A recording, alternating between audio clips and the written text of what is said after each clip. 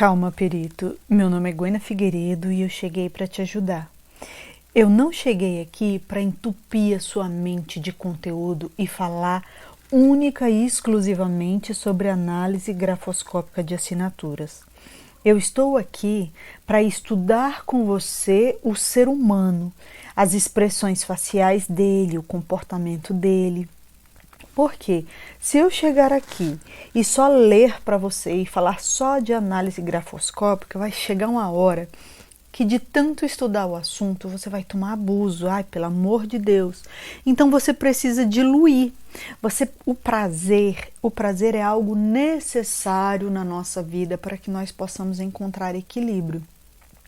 Então não tem como você pegar um livro de perícia e pronto, vou dia e noite só estudar perícia. Você tem que suavizar a sua mente. E eu encontrei uma pérola de um livro por R$ 15. E eu percebi que esse livro ele é diferenciado. Por quê? Porque ele fala de assuntos que os outros não falam, sobre conflitos familiares de Napoleão Bonaparte. E como eu gosto de estudar, de ler, de analisar o comportamento humano, de estudar o ser humano, eu resolvi dividir isso com você, para que, vez ou outra, você vai lá no vídeo, estuda perícia grafoscópica, depois você vai analisar mentes perigosas, e você vai ver lá da psiquiatra, da Ana Beatriz, que às vezes você pode viver com psicopatas, porque nem todo psicopata ele chega ao assassinato, e você pode estar vivendo, sofrendo, vivendo perto de um psicopata. Então eu vou ler alguns livros. Quando eu encontrar um livro que estude o ser humano, que faça você compreender melhor o ser humano, eu pretendo dividi-lo com você para que você possa se sentir leve. Eu entro aqui nesse canal e quando eu estou de saco cheio, não aguento mais estudar perícia grafoscópica, Gweninha continua falando para mim assuntos que me fazem não olhar necessariamente para a perícia, mas eu continuo estudando o ser humano. E aqui é a história da família Bonaparte e do conflito entre o imperador e o seu irmão mais novo. Eu não li o livro todo ainda, mas até onde eu li, gente, foi muito fascinante, foi muito emocionante estudar o ser humano, porque todo mundo vai falar dos feitos, mas ninguém vai falar das baixarias que rola dentro de uma família, dentro de uma casa. E como estudar o ser humano me interessa, então vou contar para você, faz de conta que não é um livro, é hora da fofoca. E pensa numa coisa que atrai o ser humano, é fofoca. Mas aqui é fofoca sobre quem? Sobre Napoleão Bonaparte. Sobre Napoleão Bonaparte pode. Esse livro, o autor é Marcelo Simonetta e Noga Arica. Não sei se pronuncia assim. Eu não vou começar a leitura desse livro pelos agradecimentos, simplesmente porque eu não estou afim. Então vamos para o prefácio. Se você quiser ver os agradecimentos, você compre o livro. Este livro começou com uma pintura. No verão de 2005, um colecionador de Nova York adquiriu o retrato incomum, erótico, de um casal em uma sala decorada para parecer antiga.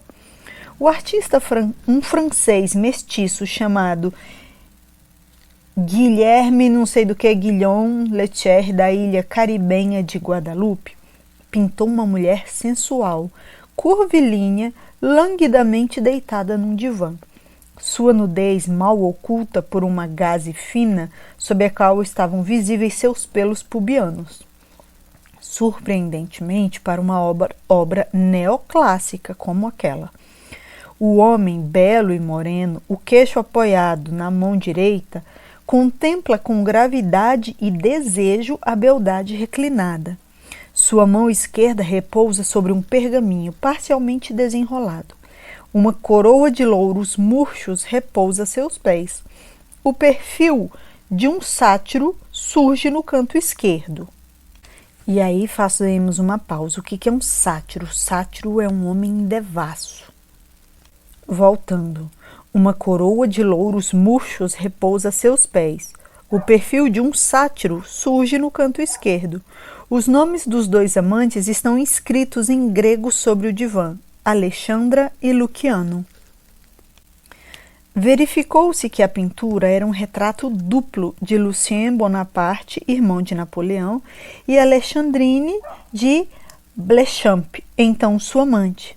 Mas a história por trás deste quadro permaneceu um mistério. Quando começamos a investigar, percebemos o quanto havia por desvendar. Lucien é creditado por historiadores por seu papel crucial no golpe que levou Napoleão ao poder. Mas pouco se diz a seu respeito depois disso, porque ele não foi um personagem central na Europa napoleônica. Sua história, que é também a de Alexandrine, que se tornou sua esposa contra a vontade de Napoleão, não foi devidamente contada, porque é a história de um homem que escolheu levar uma vida privada, em parte por causa do amor. No entanto, Lucien contou sua própria história em suas longas e detalhadas memórias. Um primeiro volume foi publicado durante a sua vida e outra edição em 3 volumes apareceu mais tarde, em 1883. Mas o editor, um coronel aposentado chamado Theodor Jung, em seu afã de demonstrar que o autor era inimigo da verdade com seus irmãos, não publicou a obra integralmente. Nós tínhamos que consultar o manuscrito e verificar o que é que ficara de fora da obra. Em uma manhã de novembro de 2007, fomos aos arquivos do Quai d'Orsay, o Ministério das Relações Exteriores da França, onde encontramos os 3 rolos do microfilme contendo Memórias de Lucien Bonaparte, ironicamente numerado como 1814, 1815 e 1816, os anos do declínio napoleônico e do início da restauração. Começamos a examinar algumas passagens do texto e, percebendo que estavam ausentes da edição de Jung, encomendamos uma cópia digital do filme. Após examiná-lo em detalhe, constatamos que Jung omitira cerca de metade do texto original. Foi um choque.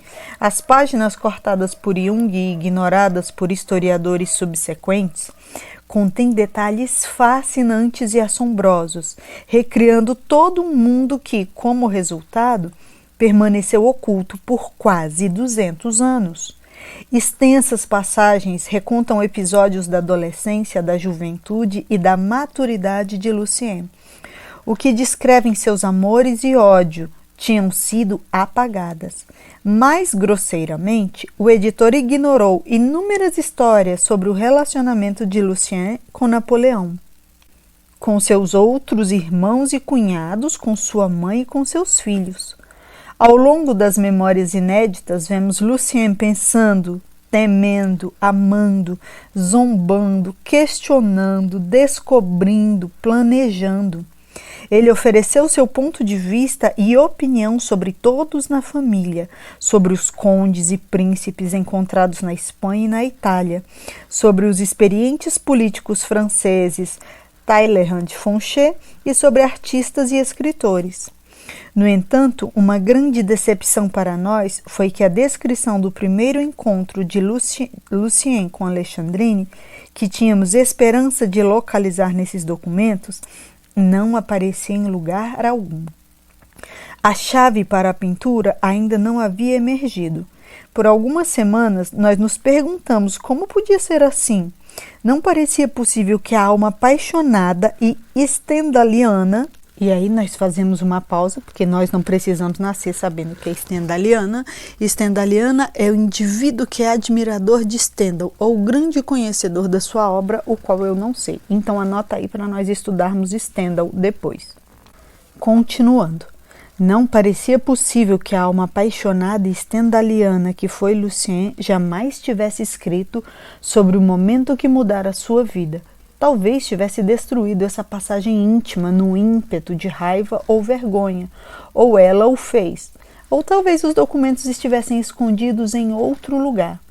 Havia algum tempo que sabíamos que um ramo da família italiana de Lucien, os Faina, herdara algumas obras de arte importante, bem como cartas cujos originais haviam sido confiscados por Napoleão III, que mandou destruí-los tão logo Alexandrine morreu em 1855. Provavelmente, ele tinha uma boa razão para fazê-lo, já que sua pretensão ao trono repousava no fato de que ele era filho de Louis, um dos irmãos Bonaparte, com Hortense, filha do primeiro casamento de Joséphine, alguma coisa que eu não sei dizer. E é provável que Louis não fosse, na verdade, seu pai. Então ele manda destruir as obras, que na verdade são descobertas e estudadas aqui nesse livro. Continuando. Nós, enfim, rastreamos os herdeiros da família Faina, que vivem em Milão. Eles gentilmente nos enviaram 2 robustos volumes datilografados contendo resumos detalhados dos materiais preservados em seus arquivos, centenas de cartas trocadas entre os membros da família por mais de um século, desde o início do século XIX ao início do século XX. Muitas eram cartas escritas ou recebidas por Lucien, Alexandrine, seus filhos e netos, e todas eram inéditas. Contudo, havia mais surpresas pela frente. No final do segundo volume enviado por eles, havia uma pequena seção de escritos literários do prolífico casal. E aí nós precisamos perguntar o que é um prolífico casal. Prolífico é aquele que é fecundo, aquele produtivo. Continuando, havia uma pequena seção de escritos literários do prolífico casal. Consistia em uma lista de obras e itens simplesmente listados como fragmentos das memórias. Era lógico que precisávamos examinar esses fragmentos. Então marcamos uma data para visitar o arquivo que estava guardado na antiga propriedade da família Faina, nos arredores de Perugia. A condessa Albalisa Faina, née Roncalli, uma distinta senhora na casa dos 70 anos, recebeu-nos calorosamente e nos levou a um prédio próximo, abrindo as portas para o empoeirado arquivo da família. Pegamos algumas pastas volumosas nas prateleiras e, eletrizados, começamos a folheá-los. Uma das primeiras que abrimos era o fragmento atado das memórias, com a caligrafia com que nos tornáramos íntimos desde o documento do Quai d'Orsay. E lá estava, num pequeno caderno, o relato em primeira pessoa de Lucien sobre seu encontro com Alexandrine.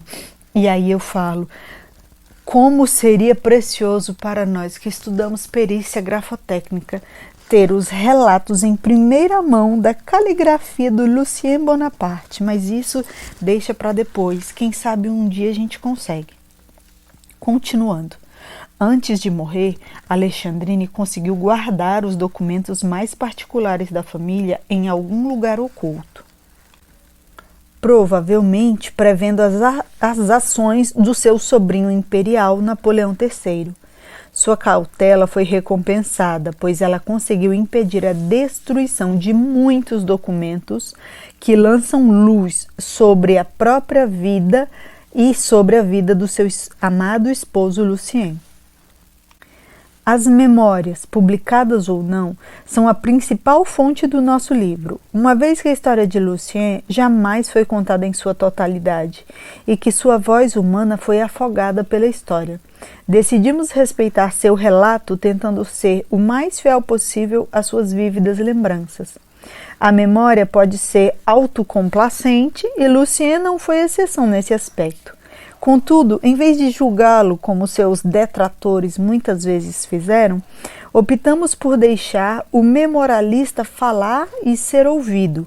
Em geral, nós lhe demos o benefício da dúvida, exceto quando tínhamos uma prova positiva de que a memória ou relato estava amplamente equivocado. Como historiadores, revisamos a sua datação e corrigimos omissões voluntárias e exageros. Ao longo do processo, inserimos correções que levam em conta os fatos que encontramos através do estudo histórico de documentos em primeira mão e dos testemunhos, memórias e cartas de seus contemporâneos. Também decidimos manter inalterada a maior parte de seus diálogos com Napoleão e outros, os quais foram anotados pelo próprio Lucien. Ele usava abreviações para transcrevê-los, porque são preciosos por sua qualidade de primeira mão, independentemente de sua veracidade. A vida em família, especialmente a vida da família Bonaparte, é algo complicado, e Lucien tinha um talento de captar a seus familiares e até a si mesmo com a guarda baixa, fornecendo às gerações futuras revelações sobre Napoleão e os círculos de poder à sua volta. É graças ao testemunho de Lucien que podemos esboçar um retrato íntimo da família, que foi o epicentro da vida europeia nas primeiras décadas do século XIX. A história de Lucien e Alexandrine nos oferece a oportunidade de refletir sobre os valores adotados por aqueles que estão nas fronteiras do poder, muitas vezes contra todas as probabilidades, e revela como paixões particulares podem sobrepujar a política. Lucien, uma figura incomum, um político ambicioso que transformou a noção de vida privada em uma declaração política. Um homem brilhante que foi inconstante em suas paixões, mas cujas paixões foram absolutas. Um homem de princípios que podia contradizer-se. Um escritor elegante que permanece desconhecido como figura literária. Um mulherengo cuja eventual devoção a uma mulher o empurrou para a margem da história. Apesar de todos os seus defeitos, nós o vemos como o mais humanamente admirável dos irmãos Bonaparte. Esperamos ter-lhes feito justiça nessas páginas. Capítulo 1. Juventude, 1775 a 1799. Jean-Jacques Rousseau, do Contrato Social, escreve assim um trecho. Existe ainda na Europa um país capaz de legislação. É este a ilha de Córcega. A valentia e a constância com as quais este bravo povo tem recobrado e defendido sua liberdade bem mereciam que algum sábio lhe ensinasse a conservá-la. Tenho certo pressentimento de que um dia aquela pequena ilha assombrará a Europa. A Orangerie no Château de Saint-Claude, a poucos quilômetros de Paris. 10 de novembro de 1799. Entre parênteses, 19 Brumário, ano 8º no calendário da Revolução. Moreno e magro, Lucien Bonaparte, presidente do Conselho dos 500, estava sentado na câmara lotada do Castelo de Saint-Claude. Usava o traje do cargo, uma toga vermelha sobre o terno e um lenço revolucionário atado ao redor da cintura, e observava com atenção o acalorado debate entre os membros do conselho. No início daquela tarde, Lucien, aos 25 anos, provocara a discussão quando anunciou a demissão de Paul Barras, líder do diretório que vinha governando a França com crescente inépcia desde 1795. A carta oficial de renúncia de Barras, tão notavelmente contida por um homem famoso por sua crua ambição, foi recebida com desânimo e descrença entre os homens ali reunidos. Os oradores se acotovelavam por um lugar. Os ânimos estavam exaltados e as vozes estridentes. Os muitos argumentos que Lucien ouvia eram contraditórios e a sessão parecia seguir para um impasse. Ele desejava uma votação rápida sobre a resolução que entregaria poderes de governo a seu irmão mais velho, o general Napoleão Bonaparte. Após uma década de golpes violentos e horrendos banhos de sangue, de um governo despótico e uma instabilidade interna. Não tem como a gente continuar se a gente não falar o que é um governo despótico. Despotismo é uma forma de governo onde todo o poder está concentrado em apenas um governante, de maneira isolada e arbitrária. É praticado por um déspota, um indivíduo que utiliza de seu poder para tiranizar e oprimir os que não seguem as suas normas. Então já entendemos o que é um governo despótico. Agora, voltando, já faz mais sentido a frase. Lucien, ele desejava uma votação rápida sobre a resolução que entregaria poderes de governo a seu irmão mais velho, o general Napoleão Bonaparte. Após uma década de golpes violentos e horrendos banhos de sangue de um governo despótico e instabilidade interna, de imensa privação e guerras brutais, o brilhante líder militar assumiria e garantiria que a França fosse, por fim, governada justa e corretamente. O plano fora gestado por muito tempo e se desdobrava agora, embora mais lentamente que o previsto. De repente, as portas do extremo da Câmara do Conselho se escancararam. Lucien era gravemente míope e àquela distância e a luz fraca de novembro só divisou as silhuetas de 4 granadeiros uniformizados escoltando um homem baixo em direção à tribuna. Ouviu gritos e berros furiosos dirigidos ao intruso. Abaixo ao tirano! Abaixo o ditador! O homem baixo era o general Bonaparte. A sessão se arrastara por tempo demais. Ele sentiu o impulso de encurtar os inúteis debates e assumir como planejado. Mas a Câmara do Conselho dos 500 não era um campo de batalha e soldados armados não eram permitidos no salão. Napoleão tentou abrir seu caminho à tribuna, mas encontrou uma obstinada resistência. Os membros do conselho gritavam para ele com intensidade crescente. Alguns homens se aproximaram e desembainharam punhais, um deles até rasgando a farda de um granadeiro. A turba deu socos e empurrou o general. Napoleão optou por uma retirada lenta, recuando em direção à saída.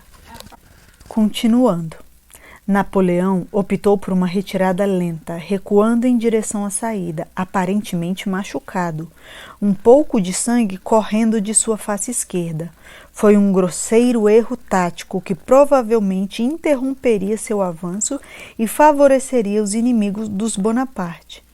Pouco antes, a vitória parecia certa, mas agora assomava-se uma derrota espetacular. Assim que o intruso indesejável deixou o salão, o clima entre os conselheiros se alterou dramaticamente. Ouviram-se gritos mais altos. Proscrição! Moção para proscrição! Lucien conhecia muito bem o significado deste linguajar revolucionário.